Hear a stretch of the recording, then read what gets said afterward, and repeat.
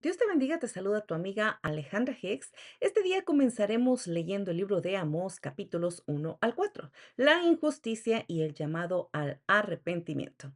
A través del libro de Amós podemos ver una época de gran prosperidad económica y estabilidad política en el reino del norte, cual era Israel. Sin embargo, tras esas apariencias de éxito, el pueblo estaba espiritualmente arruinado.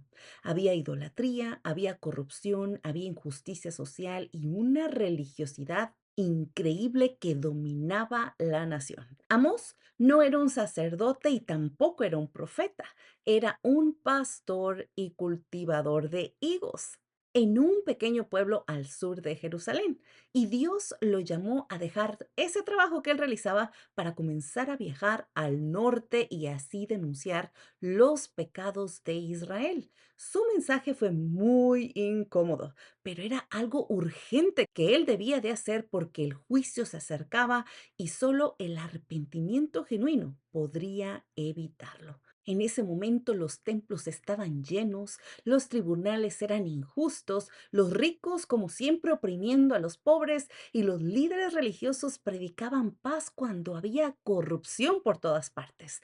Israel creía que los rituales y sacrificios bastaban para agradar a Dios, pero el Señor veía un corazón vacío de justicia. Decía, aborrezco, desprecio sus fiestas religiosas, no soporto sus asambleas solemnes, que fluya la justicia como un río y la rectitud como un arroyo inagotable.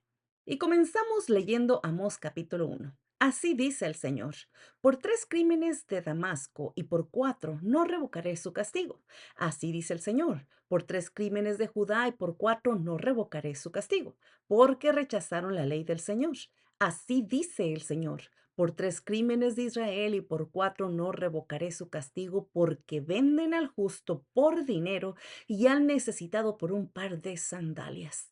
Amós comenzaba su profecía con una lista de juicios contra las naciones vecinas que era Damasco, Gaza, Tiro, Edom, Amón y Moab, por su violencia, por su crueldad y los múltiples pecados. Los israelitas se escuchaban muy complacidos hasta que Amós giró su mensaje en contra de Judá e Israel. El mensaje era muy claro. Dios es justo y Él no hace excepciones de personas. La nación escogida tampoco estaba exenta del juicio de Dios si vivía en pecado. Israel debía de ser la luz para las naciones, pero se habían convertido en igual o peor que todas las naciones pecadoras. La lección que nos da esta porción bíblica es que Dios no tolera la injusticia. Venga quien venga a ser parte del pueblo de Dios. No nos da licencia para pecar. Al contrario, a mayor privilegio se le da mayor responsabilidad. Ouch, eso sí que es difícil. Recordemos cómo el rey David, porque era el varón conforme al corazón de Dios, también fue el disciplinado, tampoco se salvó. A él lo disciplinó Dios por su pecado con Betsabé. Y los cristianos que abusan de su posición o tratan con desprecio a otros, manteniendo una apariencia muy religiosa, pero por encima de todo viven con una contradicción que tarde o temprano va a traerles consecuencias. Siéntate y mira cómo de verdad continúa sucediendo.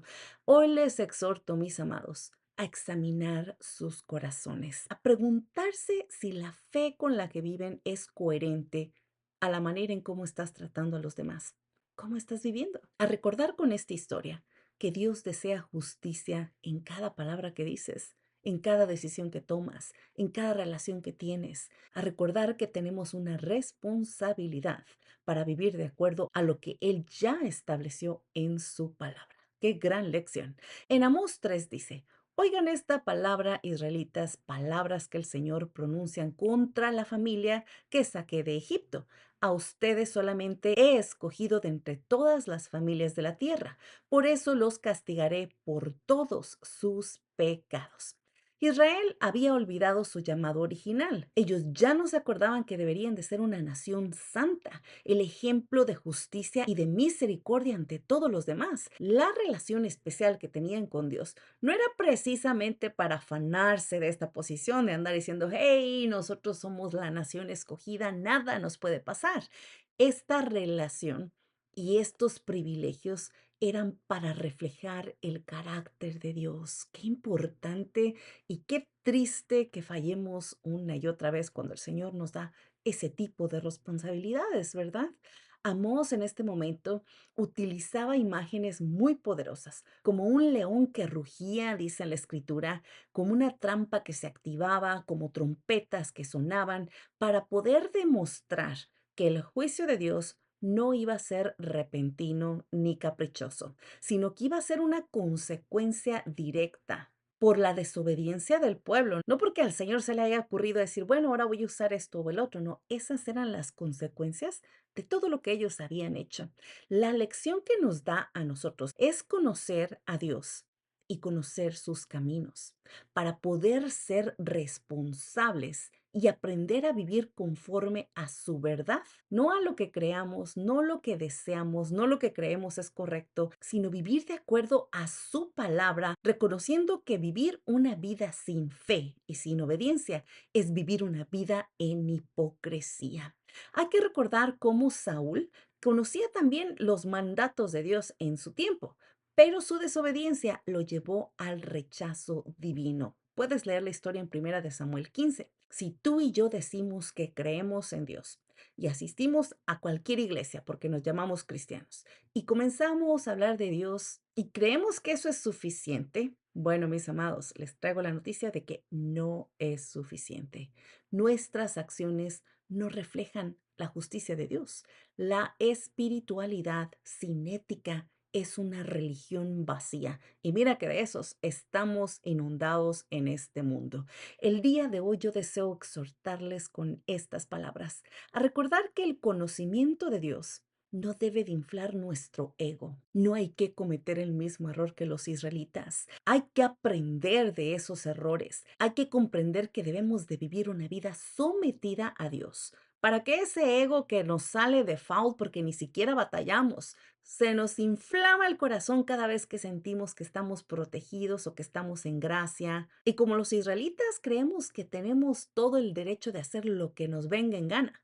Amados, si no vivimos de acuerdo a la palabra y voluntad de Dios, viviremos una vida sin humildad. Y sin humildad no podremos vivir una vida en obediencia. Qué importante lección. En Amós 4 leemos, los hice pasar hambre en todas sus ciudades y falta de pan en sus pueblos. Pero ustedes no se volvieron a mí, afirma el Señor. También les retuve la lluvia, pero ustedes no se volvieron a mí. Por eso prepárate para encontrarte con tu Dios, oh Israel. Dios había enviado diversas pruebas. Podemos leer en este capítulo, vimos cómo ellos experimentaron sequías, hambre, enfermedades, guerras. No eran castigos ciegos, no eran caprichos de Dios. Esto era una llamada de atención urgente para que ellos se arrepintieran, para que ellos vieran que, oye, ¿qué está pasando? ¿Por qué una cosa tras otra? ¿Qué estoy haciendo mal en mi vida? Pero el pueblo seguía indiferente. Amós concluye con una advertencia muy solemne. El Dios que controlaba los vientos, que formaba los montes y que conocía los pensamientos del hombre, estaba a punto de actuar. Y eso es terrible. Imagínate el Dios todopoderoso, sentado en su trono, creador del cielo y de la tierra y de todo lo que conocemos, a punto de actuar ante el pueblo desobediente. ¡Qué terrible! A mí me llena de terror vivir una vida que está alejada a lo que Dios desea. Y la lección que nos recuerda Amós es que el sufrimiento puede ser un medio de gracia, no de castigo, no de odio de Dios, sino de gracia, porque Él todavía se preocupa por nosotros, porque sabe, porque conoce nuestra carnalidad, nuestra desobediencia, nuestra vida llena de pecado. Y debido a esa gracia, Él permite ese tipo de crisis terribles en nuestra vida, no con el afán de destruirnos, sino para poder despertarnos. Y es que su disciplina, esto tenemos que grabarlo muy bien en nuestro corazón, la disciplina de Dios es una oportunidad para que tú y yo podamos volver ante Él antes del juicio final, porque de ahí para adelante ya no hay vuelta de hoja. Hay que poner mucha atención. La Biblia nos da el ejemplo a través de la historia del hijo pródigo, que después de haberlo perdido todo, cuando él se fue con toda la herencia, después de todo lo que pasó, entró en sí. Él reaccionó. La pérdida, la carencia y todo lo que pasó en su vida lo hizo regresar a su padre. De la misma manera, si nosotros tal vez vivimos en abundancia, sin problemas, como el hijo pródigo gastando la herencia y viviendo la vida loca allá afuera, jamás nos vamos a dar cuenta del ofrecimiento que Dios continúa haciéndonos. Pero una crisis en nuestra familia, ya sea económica, ya sea de salud, una situación difícil que nos haga tocar fondo, puede ser un llamado amoroso de Dios para corregir nuestro rumbo. Qué maravilloso es el Señor, que todavía se toma el tiempo de volver a agarrarnos de la mano y de regresarnos al camino correcto. No hay que ignorar las advertencias de Dios. Las circunstancias difíciles, mis amados, pueden ser esa trompeta, ese ruido que nos anuncia, hey, vuélvete a mí antes de que sea demasiado tarde. Dejemos de pasar desapercibidas estas llamadas tan importantes que Dios nos hace debido a su gracia y gran misericordia. Gracias, Señor, por ser tan bueno. En Hebreos 12:6 dice, porque el Señor disciplina al que ama y azota a todo el que recibe como hijo. La Biblia describe que la disciplina no es un castigo vengativo, sino una expresión de amor paternal que viene directamente de Dios. Como Amós demostró que Dios usó estas crisis que pudimos leer para atraer a Israel, para llamarles la atención, Hebreos nos enseña que la corrección divina busca nuestra santidad, busca nuestra madurez espiritual, que despertemos. Y esta lección es bastante importante. Gracias a Amós, podemos recordar que Dios no tolera la injusticia, no tolera la hipocresía religiosa y tampoco tolera la hipocresía religiosa. Él sabe lo que realmente pensamos y lo que hay en nuestro corazón. Su propósito final es restaurarnos, es limpiarnos, es traernos de regreso a su presencia. La disciplina divina nos llama a vivir conforme al carácter de Dios. ¿Y cómo es el carácter de Dios, Alejandra? Tal vez preguntarás. El carácter de Dios es vivir una vida amando la verdad, lejos de la mentira, llenos de misericordia y de justicia. Ayúdanos, Señor, a vivir de acuerdo a tu carácter y permite que tu Espíritu Santo nos dé ese dominio propio que tanto carecemos. El día de hoy te pregunto, ¿estás viviendo una fe que produce justicia o solo apariencias religiosas? ¿Has conocido las pruebas de tu vida como llamados al arrepentimiento? ¿Estás dispuesto a ser un canal de justicia y de compasión en tu entorno? Vamos a orar. Gracias, Señor amado, por tu presencia y por ese recordatorio de tu gran amor lleno de gracia y misericordia. Padre, gracias porque tu amor no se cansa de corregirnos. Te pedimos, Padre amado, que perdones nuestra indiferencia, que perdones nuestro egoísmo, nuestra carnalidad. Padre, enséñanos a vivir en justicia. Enséñanos cómo podemos reflejar tu carácter en nuestras relaciones y a ser humildes cuando nos disciplinas. Padre, que nuestra adoración no sea un simple rito vacío, sino una vida rendida totalmente hacia ti. Oramos en el nombre poderoso de Jesucristo. Amén y amén. Recuerden, amados, que cada día es una nueva oportunidad para confiar en la dirección de Dios y para descansar en su presencia, avanzando con la certeza de que Él está con nosotros guiándonos hacia su propósito eterno. Que Dios te bendiga. Se despide tu amiga Alejandra Hicks. Hasta la próxima.